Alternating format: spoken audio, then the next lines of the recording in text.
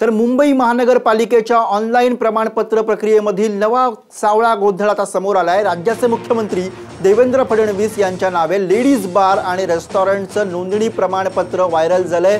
तर महापालिका आयुक्त अजॉय मेहता यांच्या नावे हुक्का पार्लरचे नोंदणी प्रमाणपत्र पालिकेच्या दुकाने आणि आस्थापना विभागाने जारी केल्याचे फोटो व्हायरल झालेत।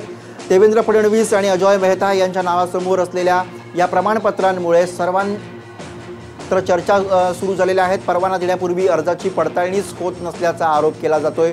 मुख्यमंत्र्यांच्या लेडीज बारसाठी वर्षा बंगल्याच्या पत्त्याची नोंद दिसते, तर आयुक्तांच्या हुक्का पार्लरसाठी चक्क मुंबई पालिकेच्या मुख्यालयाचीच नोंद करण्यात आल्याचं समजतंय।